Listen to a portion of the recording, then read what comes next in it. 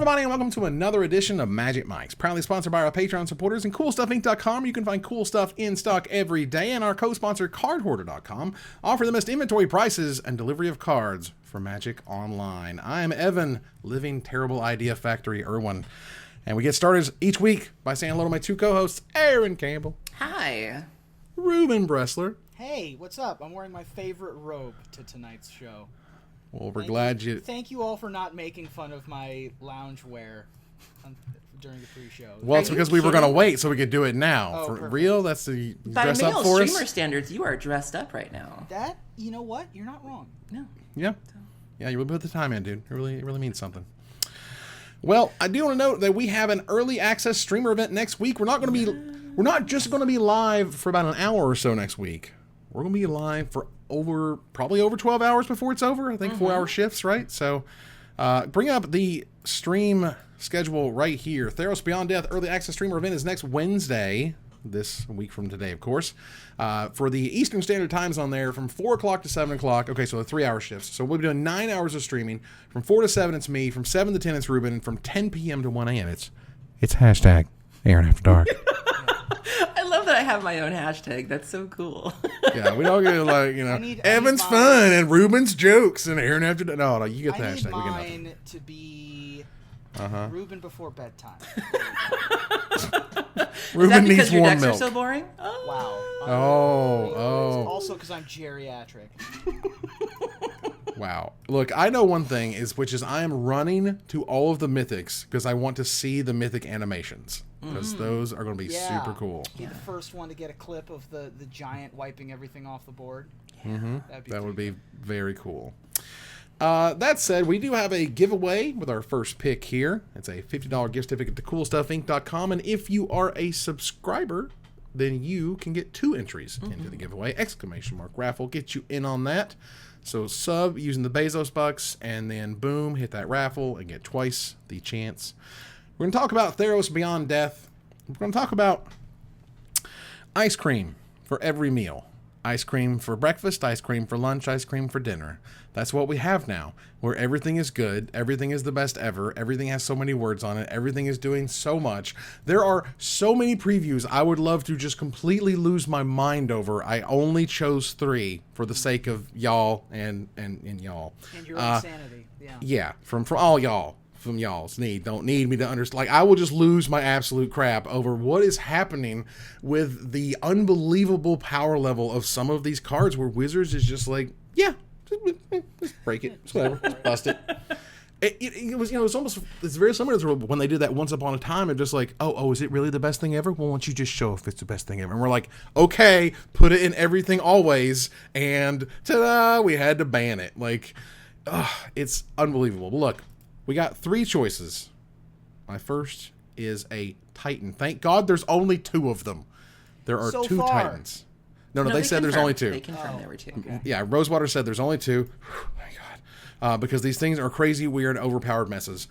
Uro, Titan of Nature's Wrath, is a green, a blue, and a generic mana. Hey, remember that mana cost? That mana cost isn't causing problems. No? Not any? Really? Not turn 2? Okay. It's a 6/6 mythic legendary. You're talking about Kumena? Is that the one you're talking about? That's exactly what I'm talking about. It's a 3-mana 6/6 legendary Elder Giant. It's a mythic, of course, because you're going to be paying out the nose for this card. When Uro enters the battlefield, you sacrifice it unless it escaped. When it enters the battlefield or attacks, you gain 3 life and draw a card, and then you may put a land from your hand onto the battlefield. You escape it for 2 blue and 2 green, and exiling 5 other cards from your graveyard. You may cast this card from your graveyard for its escape cost. So you have a creature with a very low converted mana cost, a very high power and toughness. I mean, sort of level 0 is just throwing it in the oven to get 2 food while the trigger's on the stack. You have Hushbringer, so you can just get it every time they attack. Because you get it not just when it enters the battlefield, but every time you attack. That's true. ridiculous. I did miss that the first time that I read this card. It didn't register somehow that it was a Titan, so it's every time it attacks or enters the battlefield. This card is neat. Yeah, this card, like, I mean, I like big, powerful stuff. It's great, but man, this thing scares the living crap out of me. And particularly when you'll see something like a new mythic, and here comes like the legacy players, and they're like, "Oh, this is going to be awesome." I'm like, "Oh my god!" Pioneer Dredge players are excited for this card, and I'm just like, "What?"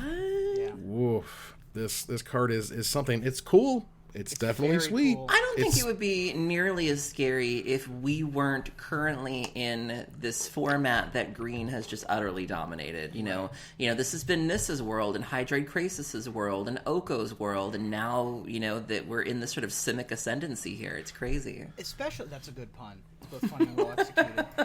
It's also scary, not only because the card is so obviously good by itself, but it also slots directly into these Simic ramp decks that we've been seeing anyway. This slots right alongside Growth Spiral, Nissa, Hydroid Crassus, and friends. You don't need to work to make Uro good. The work's already there. Yeah. And as we know, whenever it comes to, oh gosh, there have to be cards in my graveyard for something to be good, you just play Magic, and that's how the cards get in your graveyard. And you play all these cards that mill yourself in a variety of interesting ways. And it's just, okay, look, and I literally just noticed that all three of my cards have green in them, because that's where we're at right now, which is... It was not beyond my attention. Green is just the best friggin' color, and it's not even close. No. It's not even close. Our next card I here have is another mythic, Polukranos Unchained. Mother of God, the number of words on this card. It's a 4-mana 0/0. It's a black, green, and 2 generic mana for a 0/0 legendary zombie Hydra. It enters the battlefield with 6 +1/+1 counters on it. It escapes with 12 +1/+1 counters on it. If damage will be dealt to Polukranos while it has a +1/+1 counter on it, prevent that damage and remove that many counters from it. For a green, a black, and 1 generic mana, it fights another target creature. It escapes for a green, a black, and 4 generic mana, and you exile 6 other cards from your graveyard. This is a engine unto itself. It is a monster unto itself. It's a card that would basically require that there's just no deck at this point that can ignore the graveyard completely. And this is one of those cards where they're like, we're going to make it so good that you can't not play Graveyard Hate. You got to have it in there somewhere. And they've given all the different colors a different variety of ways to get rid of them, because you're going to need to get like really clever to get rid of this stupid Hydra, because I can only imagine the feeling of untapping with this when it's got 12 +1/+1 counters on it. That's just insane. That's fine. Yeah, I mean, the one downside of the original Polukranos was that it did its thing, and you really didn't get to do that again. The new Polukranos can just sort of keep doing it over and over again, and if you happen to wear out all of the counters, that's fine. You just bring it back and do it again. And so it really epitomizes the black-green strategy of just grinding you out, because you can just wear them down and then just get them to the point where they have no creatures and then just swing in with this thing. Like, it can just take over a game. It kind of reminds me of Olivia in a sense, of the way that just the repeatability of it, and it's the haymaker of it. This one reminds me of Desecration Demon, Reaper of the Wilds. I don't think this card's going to see any play immediately.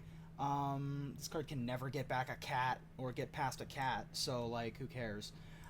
It is very obviously pushed. 6 mana 4/4 is huge. Being able to rebuy it is huge. The fact that it is a mana sink in and of itself is enormous. 4 mana 6/6 is okay. 6 mana 12/12, that is, we're getting somewhere now. In the world full of Nissa, to get you to 6 mana and have some left over so you can start fighting some more. Not to mention a world full of Evercleave. Some other ways to get Polukranos through. Yeah, right. I mean, very scary. We heard that a lot last week, even with our preview card. Like, the first, we had a lot of, we previewed Nessie and Boar last week, and a lot of people were like, put an Evercleave on it. Like, people just want to put Evercleave on everything. That's right. And that card is, in and of itself, crazy powerful. Yeah. And there's just also a new 1 mana equipment that grants trample. Yes. I mean, there's a lot. There's a lot. It is crazy. And my third and final card was revealed today by the Command Zone podcast. Wizards did the right thing. Wizards did a great thing with the spoiler season. We started playing Lotuses and Moxes and the new Planeswalkers on Arena, and they cap it off with one of the biggest casual bombs I have ever in my life. I've played this game a long time, for the far majority of the existence on this planet, and my God, Nyxbloom Ancient is ridiculous.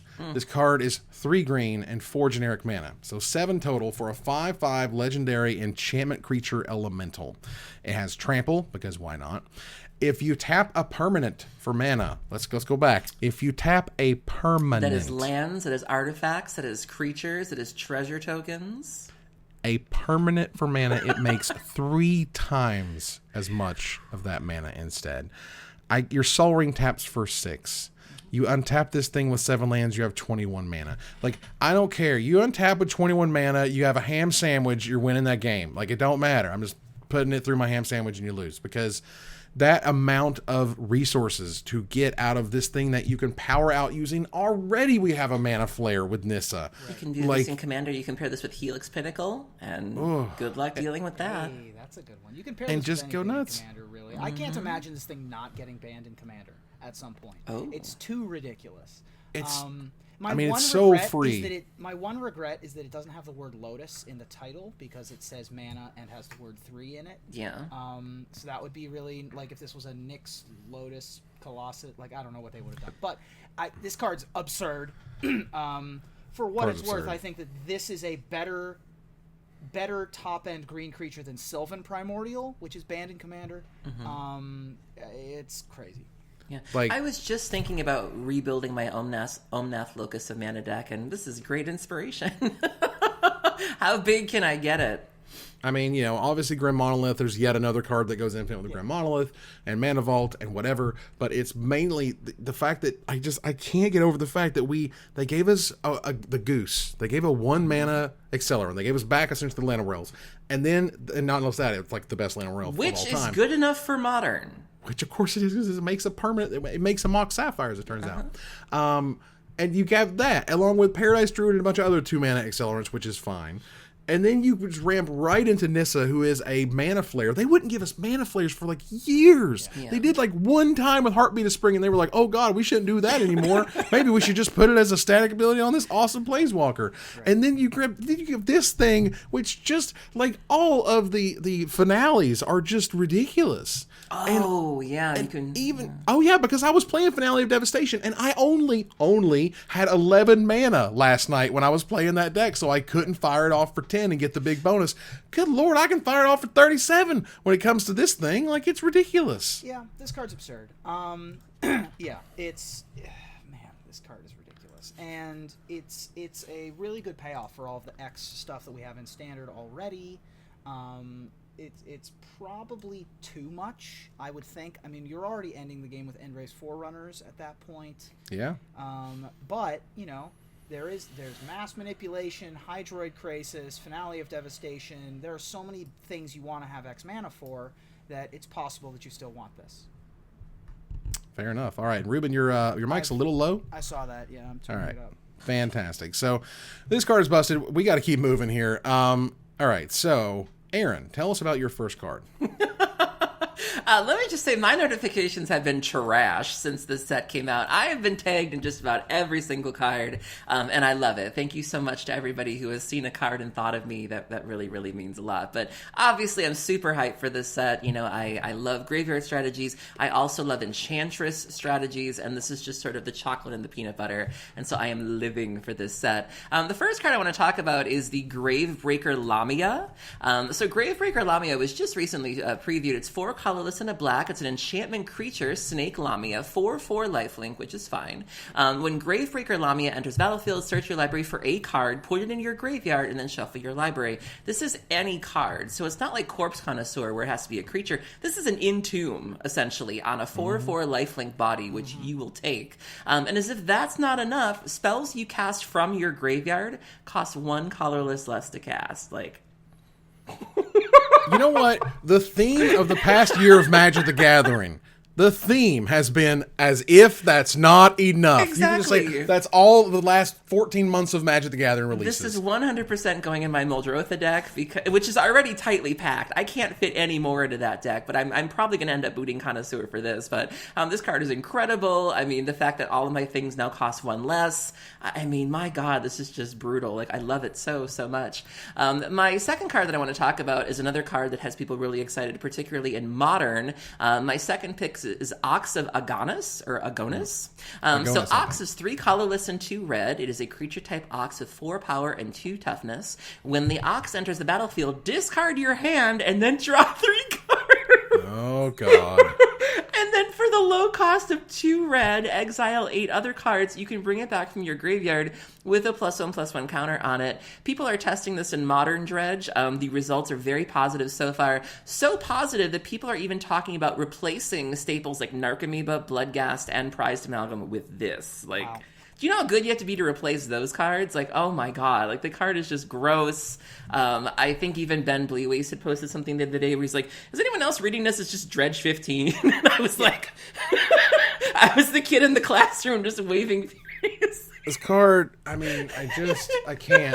As if it wasn't enough, it gets a +1/+1 counter when you escape it. Because so giant middle finger. Never attacking or blocking. Why does this creature have to attack or block? It doesn't want to do that at all. It's just, God almighty. Yeah, red is already a cost you're comfortable playing in Dredge with Conflagration. Conflagrate.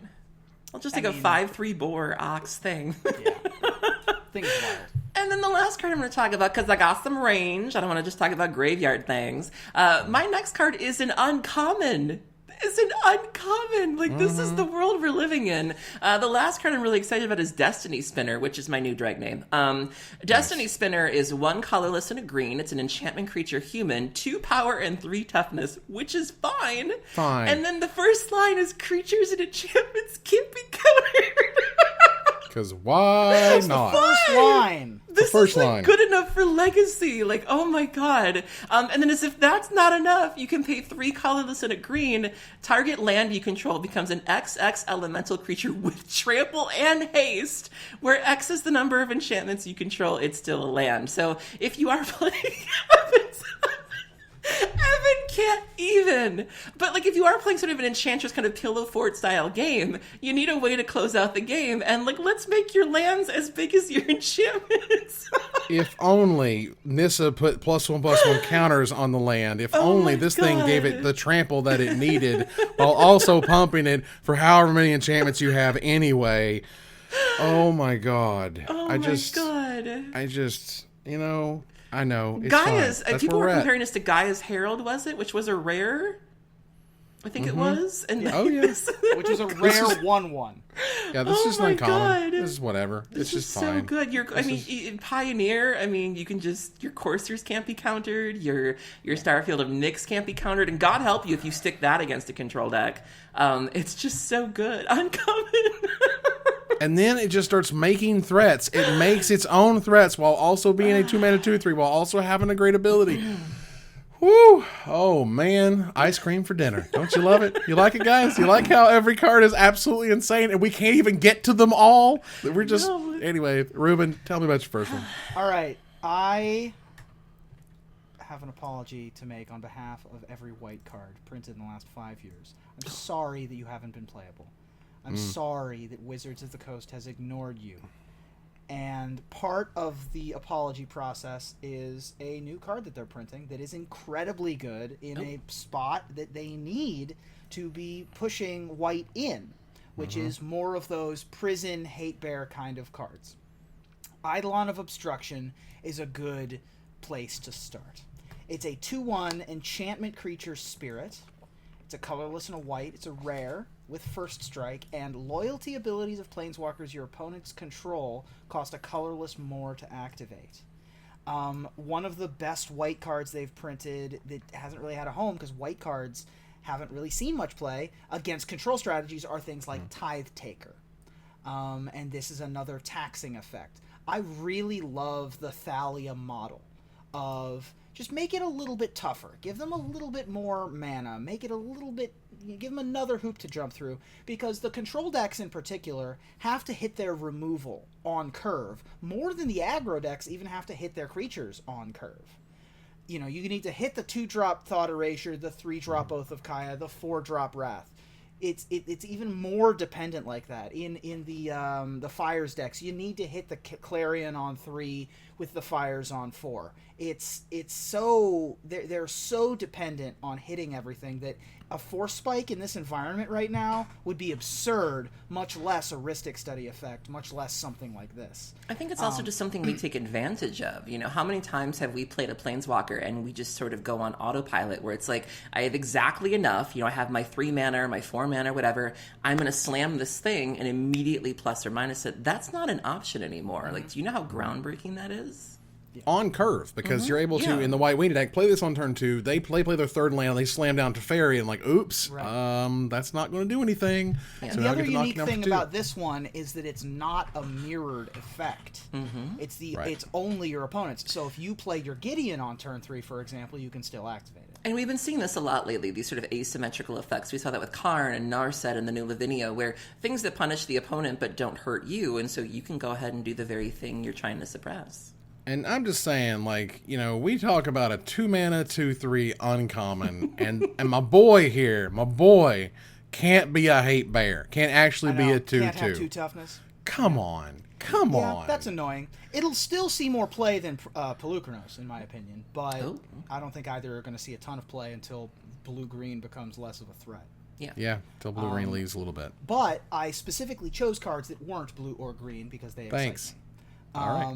And so the next card is Evan. Could you pronounce the next card for me? Now listen, y'all. I'm from the holler. All right. Wait, show the people what the card is. I'm gonna go ahead and put the card on the screen. And then imagine, if you will, how Evan will pronounce the card. And then we'll talk about it. Well, look, now obviously I was corrected. If you happen to be a patron for $5, you it too carried can go us back through the whole pre-show. listen. It carried me through my week, is what it did. Yes, I was giving Reuben life. I believe as it's called. The world has many ails. All right, Australia's on fire. We're all going to war. Everyone's dying. But at least Evan pronounces this card the way he pronounces this card. Aphemia, the Cacopheny. There it is. But Perfect. in the pre-show, I believe it was Cacophony. Cacophany, which is why we were talking about fanny packs right at the top of the program. If you missed that, way down yonder on the Cacopheny. Man, it's harder than a handy panty. So wow. So Aphemia, the Cacophany, as I will be referring to it from now on, is Forever. a colorless and a blue 2/1 flyer. It's a legendary enchantment creature. Sorry, colorless and a black. Sorry, colorless and a black 2/1 flyer. It's a legendary enchantment creature harpy with flying.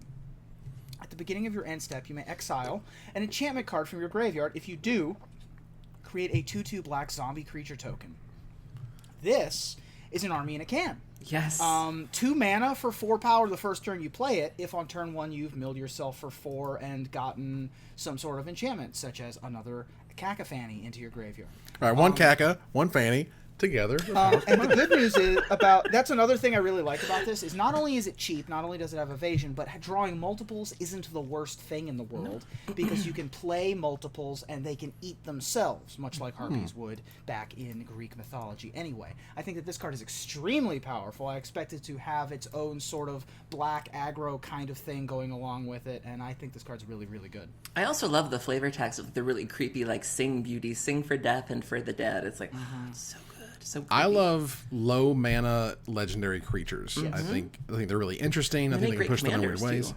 Right, the commanders, the possibilities in commander are super cool as well. And I think they sort of, that sort of restriction of you only get 1 or 2 mana for this legendary creature, I think that breeds through creativity that can make some really cool, commanders / legends. All right, your third card, sir.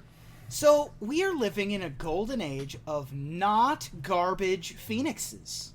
Yeah. We actually have had a pretty decent run of Phoenixes. Most recently, I think, was Arclight Phoenix. I can't think of another Phoenix that's been printed since Arclight, but this set has one that seems good.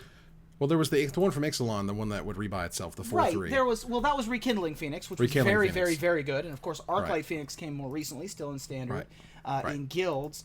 And now we have Phoenix of Ash, which I'm hesitant to say looks really good.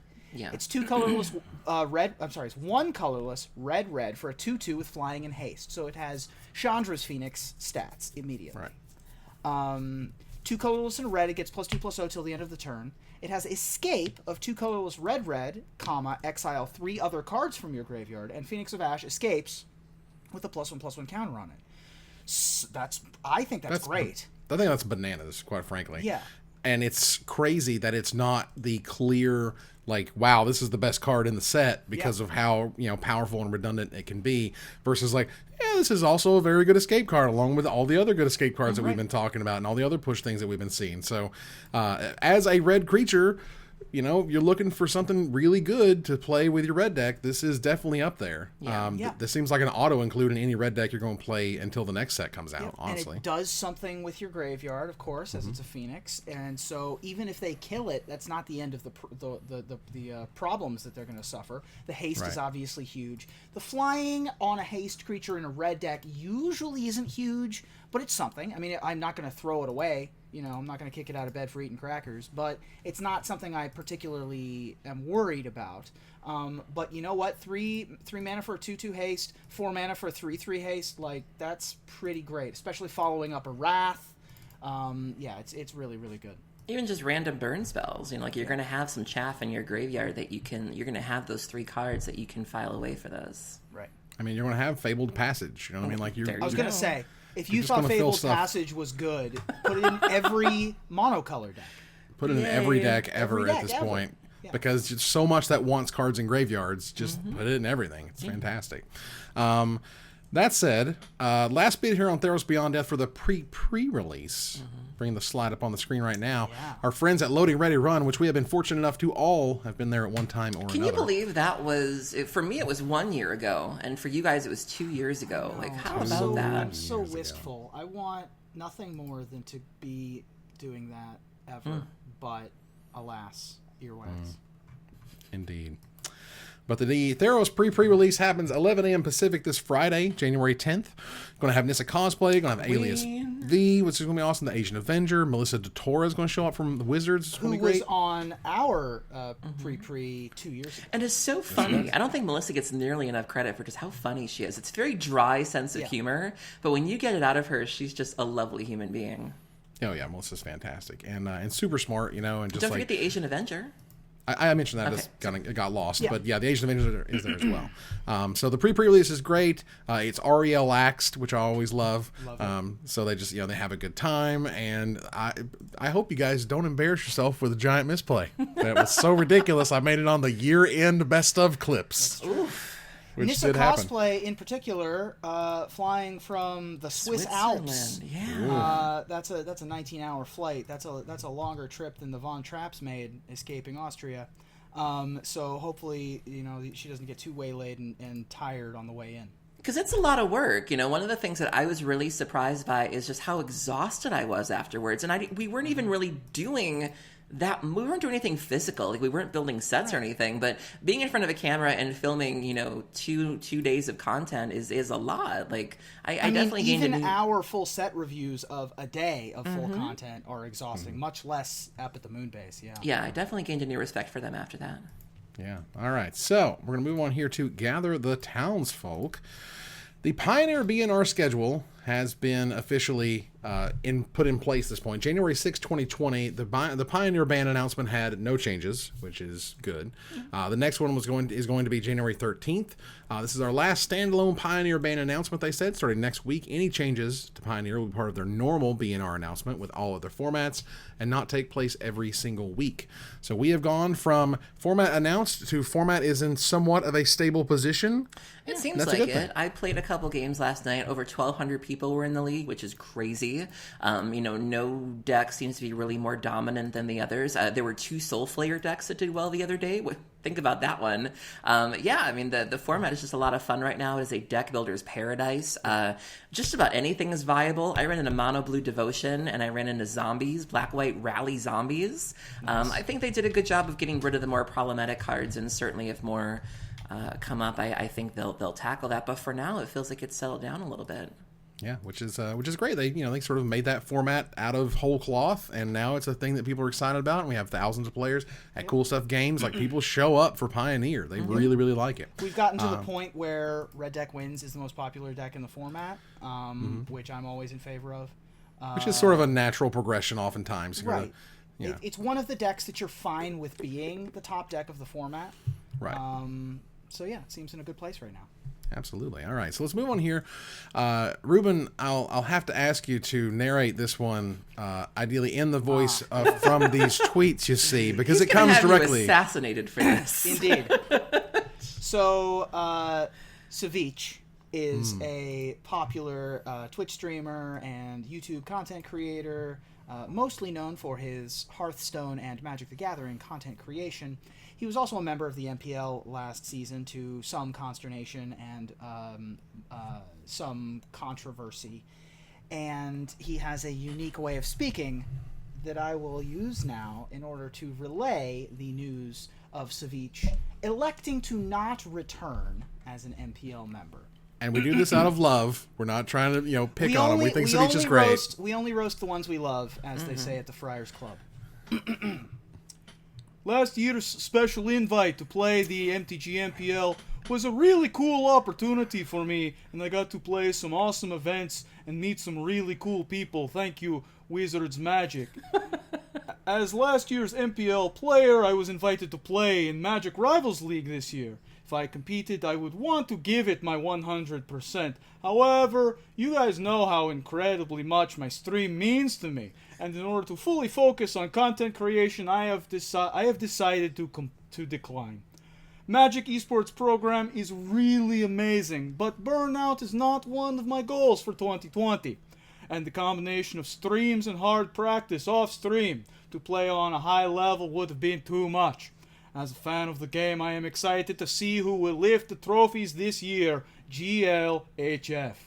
So, I call shenanigans on burnout being the reason he didn't take this. Like, no shade. I have nothing against Savjz personally, but I find it interesting that they asked him back, quite honestly, because it was clear that what they wanted from their MPL players, he was not able or willing to provide you. And so, with that being said, why would you put him in that spot again? Number one, and I find it cute that he's saying that burnout is the reason. Where it's like, girl, I think that this is a kind way for both parties to part ways when neither party really wanted Savjz to return. I don't think Savjz wanted to be part of the Rivals League. I think the invitation was compulsory. Okay. Because he was part of the MPL last year, and everyone who was MPL last year that didn't re-qualify for MPL gets invited to Rivals. Okay. I don't think Savjz had his heart in the competitive structure of the MPL. It's a lot different than the competitive environment of Hearthstone, for example, where you can enter a tournament, try to win some cash. I'm sure he'll enter Magic Arena tournaments, like DreamHack and the like. But this sort of league, where it's compulsory to join and take part, is a season. It's a lot more time investment that he didn't want to take part in, particularly because it would have been a step down from the MPL. And so he was skipping events. He was skipping like paper events and whatnot. And not that there's anything wrong with that. That's his choice. No. But if you're going to be part of sort of like the pro league program and you're not showing up at like the pro events, it's kind of rough. It would be sort of like if you played both this is going to be a weird one, but if you played competitive tennis, which has like a 10-month season in a year, right? And also were competitive in another sport. Because Savjz is competitive in a bunch of games. Oh, yeah. But you had a deal with the International Tennis Association that you had to go to all of the tennis events. So we're talking like a Bo Jackson situation here. Sort of, except for that season's that's shorter. I mean, baseball's a shorter season, football's a shorter season. He could make it work, theoretically. Sure. But the season is so long for Magic and all esports, where there isn't really an off-season. I think that it might have actually led to burnout. And I think that it is a mature decision to see that on the horizon. I do think it is a convenient excuse. I also don't think it's wrong. I don't think it's the reason he said no, but I also think it could have been, and that would have been fine. Could have been a factor. So, moving on. Good luck to Savjz going forward. Him and Sho have both been two of my favorite streamers. Whenever I used to watch Hearthstone and saw them play competitive games, they're very, very smart. The thing I love most about Savjz is that his wife will chew your throat out. Like, if you come for her man on Twitter, she will get in those mentions and she will make you pay. And I love it. I'm like, get him, girl. All right, so we're a week or so from the pre-release, couple weeks from release. We have these cards being spoiled. Oftentimes, Wizards will provide a sort of a slide for you, a slide that explains like what the card is doing in a story sense. And so if this is our new Magic story setup, it sucks. I have no idea what the hell is happening on Theros. You've not explained what Elspeth is doing. You've not even connected the dots of what the hell the trailer is doing with what these cards are doing. And what? Is there a story spotlight somewhere? Could you put that in there? Did you know the gods were clashing? I had no idea the gods were clashing. There's a lot happening on Theros right now. So if I'm understanding everything correctly, the gods are feuding. At the same time, you also have the Titans, which are bursting forth from the Underworld. Everything's bursting forth from the Underworld. Well, there's an Underworld breach. Right, there's a breach. Then you have Ashiok having some sort of plans, which I think is tied into the Underworld somehow, but we're not really clear how. There's just a lot. We have this new Planeswalker, which we don't know a lot about, which we should want to know more about. You know, it's a very exciting character in a space that we don't often see before, with amazing art by Magali. This is the set that we would. There are maybe some sets that we could get by without knowing a lot about, but in this one in particular, there's just so much going on and such a rich tapestry here that we just don't know enough about. And it's like, this was just a bad set to really start implementing this new story method. So hold on a second. 3 cards were spoiled today. Of these 3 cards, which do you think is the story spotlight card? Elspeth Conquers Death, Elspeth's Nightmare, or Triumphant Surge? Well, given the setup and your less than enthusiastic delivery of the third one, I guess it's the third one? It's the third one. It's weird. Elspeth Conquers Death is not a story spotlight card because Lord knows it doesn't say anything about the story or some important story point where she literally comes back from the dead. But nope, that's not a story moment right there. Instead, it's a random like damage spell for destroy. A mana removal spell for power 4 or greater creatures. Okay, fine, sure, whatever. I'm just saying.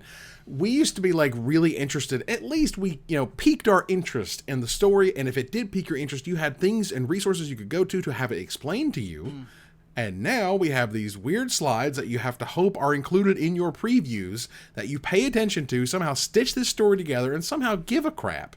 Like, this is going to lead long term, if they don't stop this, to us not caring about any of these characters. Yeah. Because they're just going to start being like random cards and things are happening, and you're trying to tell me I need to care about these demigods, but you have not explained who's making them. Oh, that's and the other why. thing. The gods have like chosen champions to like fight for them. But yeah.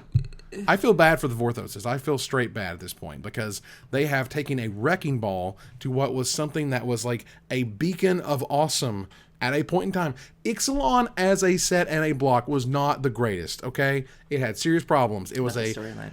Right, but the storyline was great because even if the cards were kind of bad and even if they forgot that Changelings was the reason that Lorwyn was such a good tribal set, we still had that really cool Jace Vraska thing going on. And it was awesome. Storyline in Ixalan did the impossible. It made people give a crap about Jace, which people hadn't done for a long time. And there was incredible development in Jace as a person, in Vraska as a person.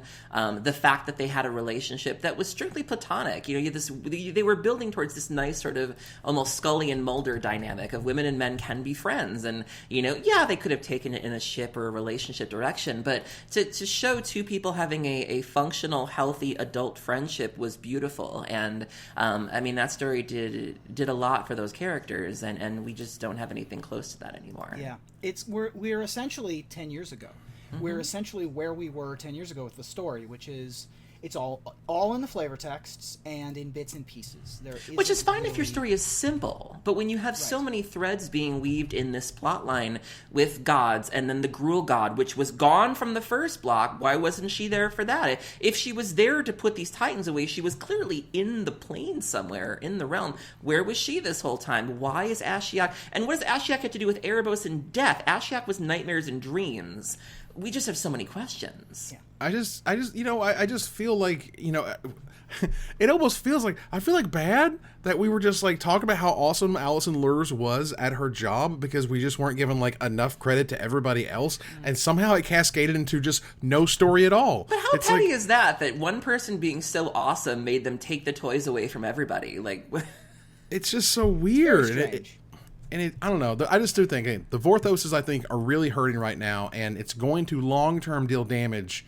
But right now, in the short term, it just causes confusion and, like, just not caring. Like, who knows what's going on with Theros when I don't understand any of the conflicts or why anybody's fighting or their gods or titans are supposed to be doing about it. Yeah. Weird. Bring up an example. We have multiple examples. There are terrible wildfires happening down in Australia. The Earth is on fire. I don't know if you knew that, but the planet is literally on fire. Having lived in California for about 15 months, I can confirm. Yeah. Yes, and it sucks, and it's awful, but we're doing things to try to help out Riley Knight, Australian himself. My country is burning and I want to help, he tweets. We all know that Underworld Breach will end up banned. That card is absolutely stupid. Absolutely stupid. I have taken apart my cube, he says, and will give 50 foils to whoever predicts when. To enter, donate $10 in Australian dollars to the RFS and reply with a screenshot and your chosen date. So this lets you, put your money down on what you think may or may not be happening and win. Those types of bets are always fun, and this is the type of bet that you can feel good about, essentially. He also did a playmat giveaway as well. The artist Adam Paquette has been donating all of his print sales to this. And even outside of Magic, there are many, many Twitch streamers that have been using their platforms to raise money. There was a collective of streamers that raised over 318,000 Australian dollars for this cause, or about 220,000 US dollars. Many other streamers. There's an Overwatch streamer named Kusta Kennedy. He raised over 10,000 Australian dollars. Paladin Amber, who I'm a huge fan of, who also lives in Australia, she raised about 5,000 Australian dollars. This is what you should be doing. If you have the platform and you have the ability to make change, this is what you can do with that. And so it is certainly very unfortunate and very sad what is happening down there, but seeing people step into that power and saying, I can help, and making change is really a great thing. And so if you have the ability to donate to any of these causes, please do so, because you cannot mistake what is happening down there. This is real, this is happening, and it's just devastating on a number of levels. And Australian summer is just about to start, and what? It finally rained in parts of Australia after like several years, in a couple of months at the very least in those portions, and you could see the looks on the faces of some of the folks trying to recover from wildfires. But the effect on the wildlife is, Yes. Two other stories really stuck out to me on that front this week. One was, of course, Robert Irwin, Steve Irwin's son, who essentially had... everything he does is so impressive, but he's like 16 and had this impassioned speech of wanting to... essentially koalas need to be put on the endangered species list now for there to be any recovery possibility. And just a really powerful statement from him. There are millions of animals that have died. Up to 90% of some of the populations of some of these iconic animal species, like koalas, have been drastically killed off. To say that they were impacted would be the understatement of the century. Is a huge understatement. The second story, of course, is the one that took over the internet this week, which is modern problems require modern solutions. And there was a content creator who was sending nudes to anyone who sent her $10 to her OnlyFans. Not all heroes wear clothes, just saying. She raised $1 million and lost her boyfriend and got outed in with her real name, and she's like, I don't care, this is my philanthropy. And so she's the naked philanthropist. So, it was pretty spectacular. Man, it gotta feel pretty good when your booty raised $1 million. I mean, like, but I mean, my butt raised if that's what you can do, I mean, we're living in weird times right now, and it's so easy to feel helpless, and it's so easy to feel like you don't have the means to contribute. If I looked like that, I would probably do the same thing. Like, you know, I mean, like we're watching really pretty girls go from 0 to 6 figures a year. Well, on it's OnlyFans. Also, exactly, and OnlyFans is another thing about OnlyFans, and I hate to go off on a sidetrack here, but websites like Patreon, where we make a lot of money, and a lot of other social media fundraising sites do not take kindly to the kind of content that the naked philanthropist creates. OnlyFans is not a porn site by nature, but it allows any content creator to produce any type of content, essentially. Almost any type of content, and that includes this type of situation. But I've actually seen a few streamers transitioning to this, and we've even seen it with cosplayers too that have moved into sort of lewd cosplay or things like that. And so, you know, there is certainly a market for this sort of thing. There's nothing wrong with that. And so, you know, and I was really surprised and pleasantly surprised to see that most of the feedback surrounding the philanthropist was positive. I was expecting to click on the replies and see the usual trash, but by and large, people were pretty darn supportive of it. Of like, hey, y'all do you know? Hell yeah. So either way, we're doing what we can to provide some, you know, hey, Australia's hurting. There will not be Ruby selfies at any Patreon level. It will be the opposite. If you don't donate $10, we will post our nudes. Exactly. I'll tell you what. If you go to the feedback channel on the Discord, if you really want Ruby selfies... If you want Ruby butt, okay? If you need good. that Ruby Trust butt. me, it's not good. It's not good. I'm not saying you need it. We just have to work on your lighting and angles, Reuben. That's all. Lighting and angles. Oh, boy. I got plenty of angles. Hey-yo. Lots of lighting. All right. The Judge Academy, the artist formerly known as the Judge Program, the Judge Academy is officially gone global as of 1/7/20. They have, in 3 months, now have the same coverage area around the globe, just like the Judge Program did before it was canceled by Wizards, and Wizards stopped caring if judges are at events. And now we get to see the Judge Program continue, and we get to appreciate organizers who will still pay for and hire and keep great judges on staff because they want to run really well, you know, tight events. And the fact that you can run a PTQ type event and not require any sort of judge still blows my mind. It just blows my mind. Yeah. I don't know what to think about this. I'm going to have to defer to the judges in our chat. The first reaction isn't the most enthusiastic reaction I've ever seen. Which is Pharmacist Judge, our resident judge, and the one of the pre-release chat judges, who says, "Yay!" As part of the divorce, as Pharmacist Judge informs us, Wizards can't require a judge because if they require a judge, suddenly they are needed. Are they needed as employees? Are they somehow connected as contractors? Where does that lie? This and is Wizards such a is like, weird middle, like nothing means anything anymore, and it's weird. Wizards is just like, we make game pieces. the We would like good to sell news- you shiny ones that cost a lot of money, and that's all. The good news is, what's a GP? So who cares if there's judges? If there's only 500 people showing up, whatever, it's fine. Right. Who cares, right? Yeah, it's fine. Whatever. Don't need a judge if you don't have events. I know, right? Like, you know, but this was something that they promised was happening, and it's nice that they did come through and make that happen. Sure. So Mark Rosewater has, I believe, kind of started drifting away from the bracket thing where, you know, X versus Y a million times until you finish a bracket out. And is starting to ask questions on his Twitter, like, inquiring minds want to know, Magic is a better game when the following is stronger: threats or answers? Excuse me. And as of right now, answers are winning 63% versus 36% for threats. I'm a threat man. I myself. feel I can't remember who said it. Well, I think it was Ari Lax, who I think says something like, it's if you have I think people want really good threats, but they want to think when they look at a poll like this that they really want answers, so they don't want to get rolled over by something insane. So we love good threats, but at the same time we want good answers.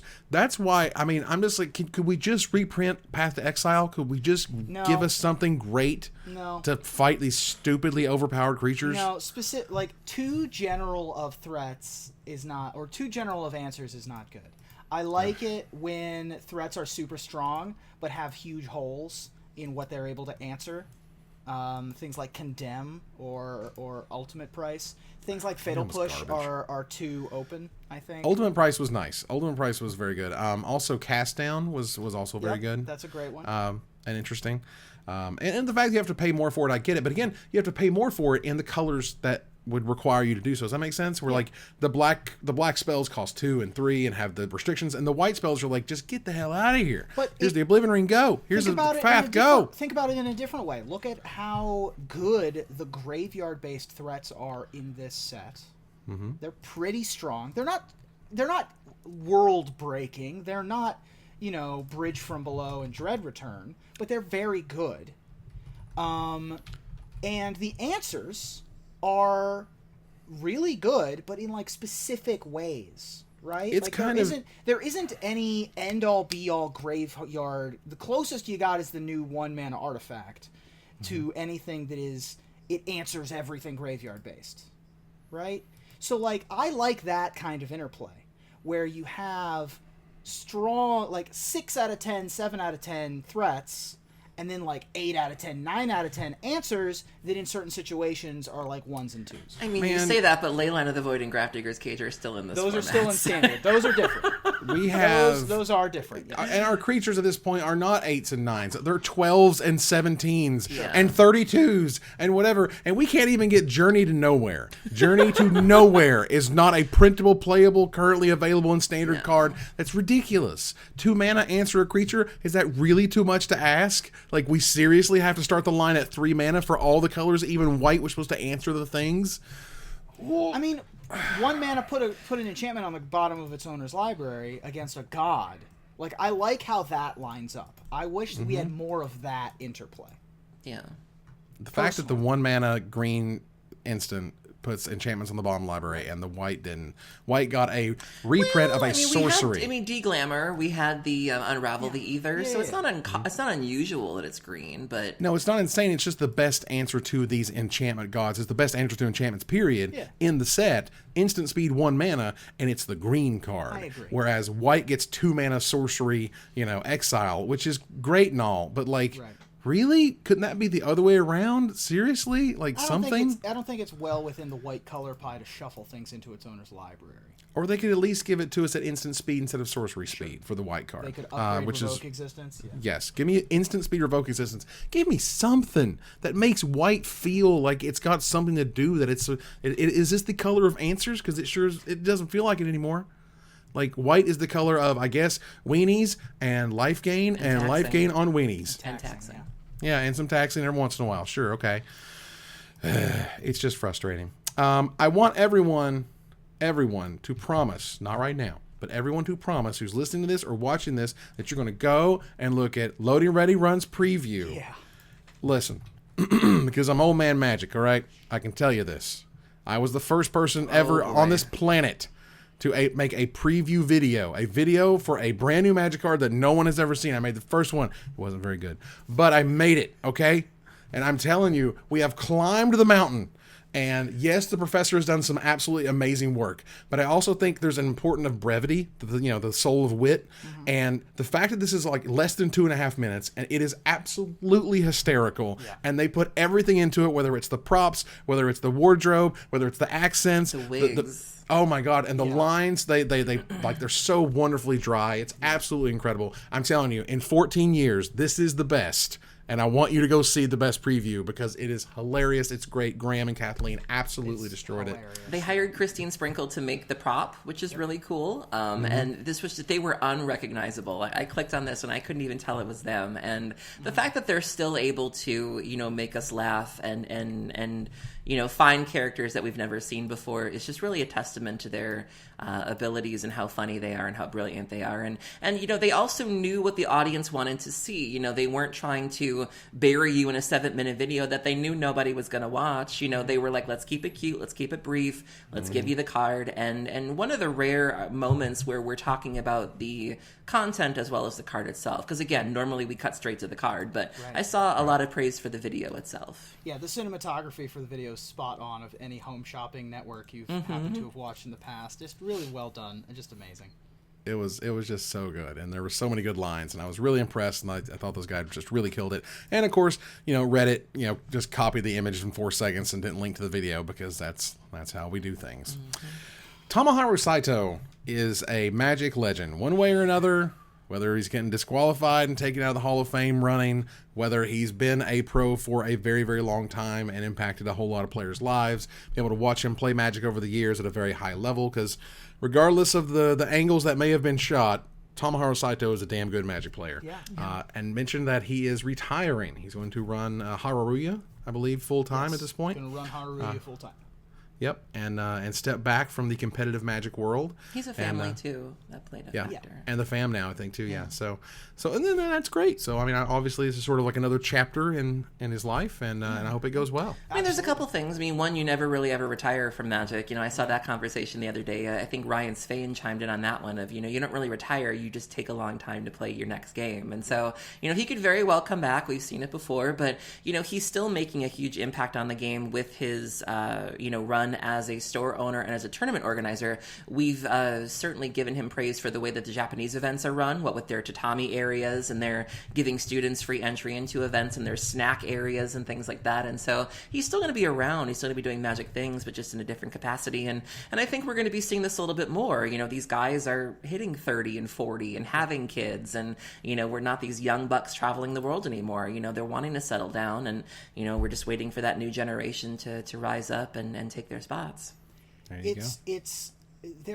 I also would like to add that he has created one of the 7 wonders of Magic storefronts in the world. There are a couple of these mechas that you just kind of have to see.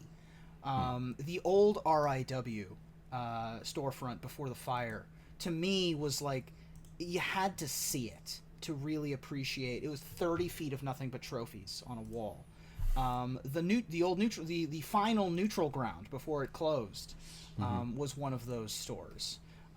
Star City Games obviously is a mecca that people go to for far and wide, even if there's not an invitational there. I've heard that the Channel Fireball location in the Bay Area is like that. I'm hard pressed to think of any outside the United States except for Haruruya, and I've seen photos, and it surpasses them all. Like, in terms of the play space, how they present the trophies, the history, the gravitas, it's wild. And so if that is what Tomoharu Saito could pull off before he was putting his energy into it, man, I perish to the thought of what could be done. Right. Haruruya essentially was when Tomoharu Saito, for a very long time, if you were back sort of in competitive Magic back in the day, he was all about the binder trading, the buying and selling of cards. And we're talking like lots of cards. We're talking essentially muling cards from American events over to Japanese events and vice versa. And that was essentially his business and how he made his money, if it weren't for Magic playing, prizes or whatever. And it was kind of interesting that he could just buy cards kind of at rate and bring them back to Japan, and then bring Japanese cards at rate to America, because people really liked having Japanese cards. And so all you had to do was travel and make a tiny margin on every card. Yeah, I mean, there's definitely, even to this day, there are places in Japan that say, we will buy 100 of this rare. It has to be in perfect condition, and you have to bring us 100, and we will pay you just under what you would probably consider retail price. But you got to get them, you got to find them, and you got to get them there. I had heard rumor way back in the day, this might be an old wives' tale at this point, but that there was one guy in Singapore, that brought in all the dual lands, and he was a floor trader, apparently, and he would just buy dual lands for market value and bring them back to Singapore and make a good living off of that. because you just couldn't get cards. Yeah, and there's even vendors now where if you go to a Grand Prix and you see a buy price that like seems insane, like $2 or $3 below a retail price, they're probably doing something of that nature. They're looking for very specific, perfect condition cards to move to a different area where they buy higher. But yeah, real quick to go back to Saito. I mean, there is no doubting his skill. There is some doubting his stats, but there is no doubting his passion either. And his impact. Yeah. Yeah. So I want to touch a few things here in Desperate Ravings. One is a very important sort of another, I don't know, sort of another sort of hole in the wall at this point of FLGSs and what they're able to get and sell and the way they're able to get and sell products. Ultra Pro recently tweeted out that the Nylea Keen-Eyed Playmats, these beautiful galaxy arts featuring the MTG Theros gods, will be available on Amazon. You've never, to this point that I can recall, unless, unless a third-party seller put up these playmats, you couldn't get them directly from Ultra Pro. Whereas before, your friendly local game store would have to order them from the distributor had to get them to the game store, they have to take them out of the thing and show them to you and hope you buy it, and so on and so forth, versus like Amazon, which is just probably going to order an absolute crap ton of them, have them available to ship, via Amazon Prime, and sort of cuts another little tiny piece out of what could be a profitable product for your game store. Now is just another thing I bought on Amazon to add to my Amazon Prime order. Somebody posted a blog post with a running list of LGSs that have shut down between July 1st of last year and December 31st of last year, and that list contains 91 game stores. Now, not all of these can chalk up those closures to Magic, so you can't look at this and say Magic is to blame for all of this, but it is a significant uptick from the previous year.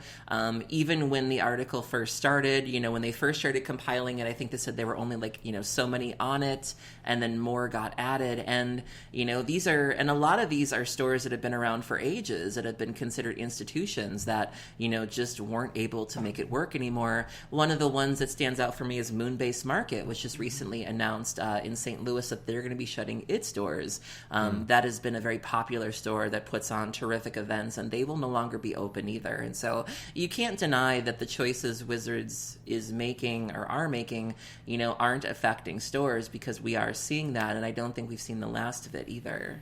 Yeah, I think I hate this. I think I hate definitely seeing game stores close. Now, no, this isn't just like, because Wizards did something. Sometimes they're just poorly ran. Mm-hmm. Sometimes they make bad bets. But sometimes something terrible happened. But it's definitely not helping. And there are certainly things that you can say bit by bit, action by action. You can no longer, as a store, directly order stuff from Wizards. They used to allow you to order a case of product like every, in some interval. You could order product directly from Wizards. You had to get it through a distributor. Where there is now, you got to get it through a distributor. You used to be able to get all of your pre-release product directly from Wizards, a flat price that Wizards would guarantee you. Now you have to get it from distributors that can charge whatever they want and make you buy less or more in order to be part of their sort of like their programs. You got to buy so much in order to get a certain discount, where they can roll pre-release stuff into that. Then Wizards is selling directly on Amazon. This is just what we're talking about with Ultra Pro. So now direct to Amazon, direct to Target, direct to Walmart. Like all of these things are direct channels that Wizards is able to directly send product. They are able to get in giant orders and send, thousands probably boxes to these outlets so they can sell them But directly. You can host viewing parties now. Okay. Who wants All right. this? Who? I don't know. Support your friendly local game store. Nobody makes $1 billion. It's rough. That said, another little bit here. Of course, we have to hear from Patrick Sullivan, who just cannot have a hot take. He only has the perfect, most seasonally warm. He does sometimes. His batting average isn't 1,000 anymore. But you're right. Yeah. He's got the highest. He's really good. He's got a very high batting average. Well, a couple days ago on the 6th, he said, I hope there aren't any internal conversations about seeing if Modern can adapt to Oko or whatever. I don't think the format can, and I don't think the puzzle of solving it, quote unquote, is particularly interesting either. Nothing to be learned or gained here. Please ban and move on. It has a +2 that makes a mock Sapphire right now. Like, that's what it does. That's insane. This card just warps every format it's legal in. You know, we see it in every format. You know, I've said I have not had the desire to really play competitive Magic since this card came out. Seeing the impact it's had on formats has just not made the formats fun for me. Seeing the decks that are wrapped around this card, you know, I don't want to play against Bant Miracles in Legacy. I don't want to play against Urza Oko in Modern. Like, you know, I don't want to play against Rug Planeswalkers in Vintage. Like, I have no desire to play any of the decks that have sprung up as a result of this card, and it just makes formats not fun. People just don't want to deal with it anymore. I think people are exhausted on some level, and particularly in Modern. You know, Modern just doesn't have the tools to really deal with it. We saw the dominance of it at the opens the last couple weekends. It just needs to go. And I know when's the next banning announcement, in like a week or two? It's another week. Yeah, people are begging for it to go, or Urza, Urza. Like, Modern Horizons, like, how many mistakes can we chalk up over and over to them going like, well, what if we just put the pedal all the way down, you know? What if we just gave ice cream to everybody? To be fair, we want them to take risks, but if you're going to release such powerful cards, you also need to be more vigilant when it comes to managing your ban and restricted list. And if you're going to take a laissez-faire attitude to this, it's just not going to work. You cannot push out powerful cards and then be relaxed when it comes to addressing them when they go awry. Right. You can't do that. This is a fish or cut bait moment. Like, there's no way, and you should cut bait. There's no way to get Oko to be reasonable in any format. It's just busted, and they messed the numbers up. And I'm sorry they messed the numbers up, but like, they messed them up so badly that it's hard to justify. You just have to get rid of it. Like, it was literally just I have to hear the story. Wizards, please. Somebody write the Ghost of R&D's Closet and tell me exactly what happened. I know that it was a mistake. I know something changed at the last minute, because that's what happens every single time with these cards. I just want to know what happened. You know, the numbers went this way, the mana cost went that way, someone went +1. Hey, what if it just did +2? This ability isn't that good. Let's make it plus instead of 0 or something. Like, I gotta know. That card is stupid. All right, so last little bit here, there was some more information provided here in Splash Damage for Magic Legends. GameInformer.com is doing a whole spread. I put the link here in the chat. It's going to be in the show notes. GameInformer.com/Magic Legends. This is the new massive multiplayer game that they're going to bring out. It looks very much like Diablo, and it has sort of a deck spell system where you can have up to 12 spells in your deck, and then you use one of the 4 buttons on your gamepad or like WASD to cast one, and then it's shuffled back in, and then you draw a different one. That is as I understand it, and it could be totally different. All that, but the game does look cool. You know, obviously I played Diablo and Diablo 3, and so that's a huge selling point for me personally. A lot of us came up through MMOs, came up through World of Warcraft or Final Fantasy or whatever, and so a lot of people are really interested in this. We're very lucky, and I think the community manager for this is a fan of ours. So if you're watching, toss us some beta invites. We'll make it worth your while. And so I'm really excited. This is something I could be very interested in. You know, being able to merge my two interests like this is definitely up my alley.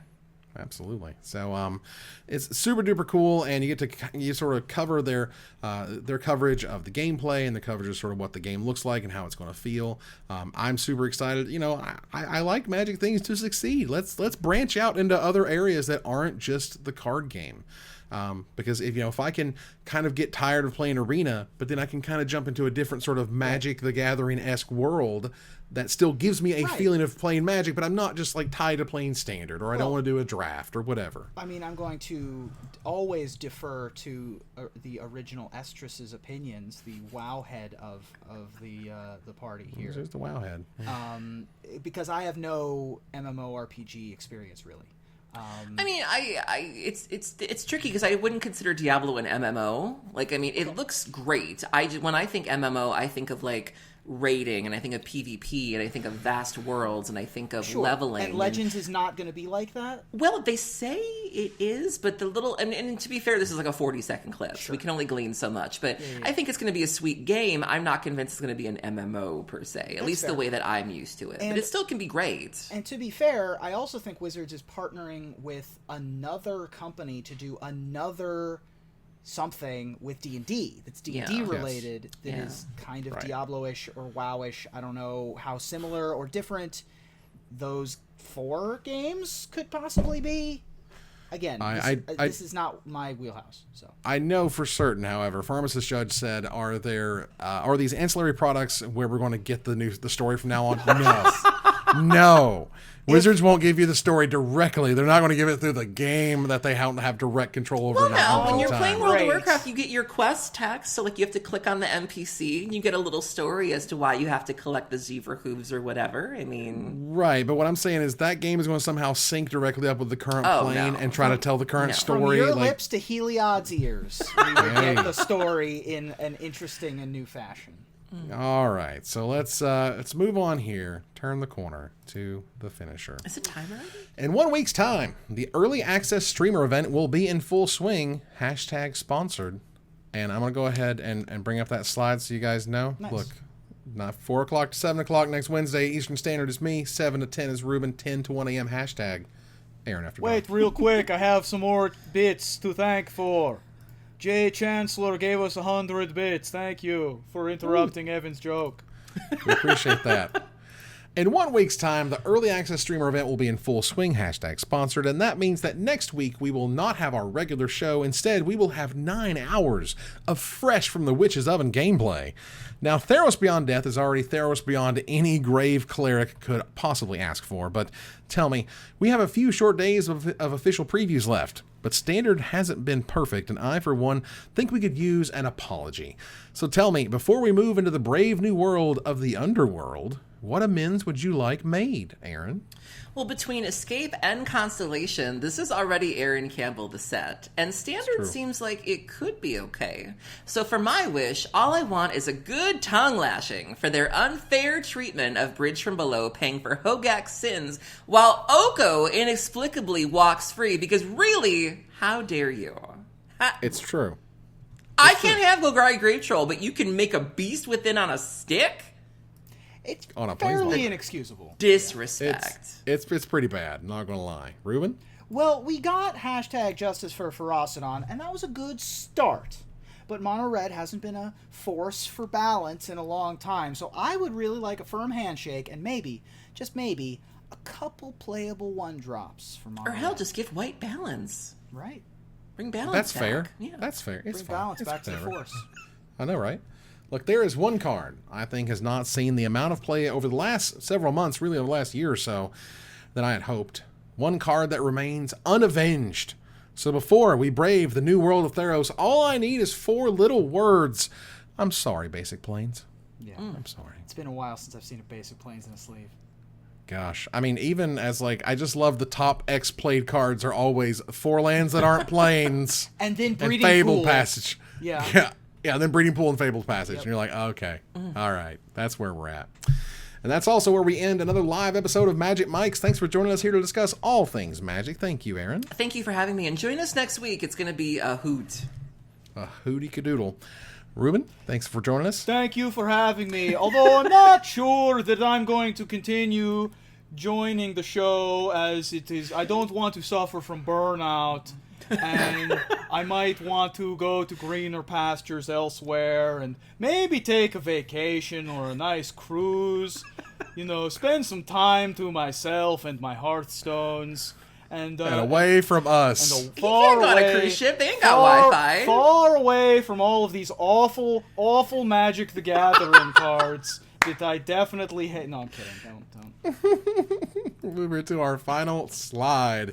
I want to thank our sponsor, CoolStuffInc.com, our co-sponsor, CardHoarder.com, my co-hosts, Erin Campbell and Reuben Bressler, you guys for watching or listening, and hope you support us at Patreon.com/MagicMics.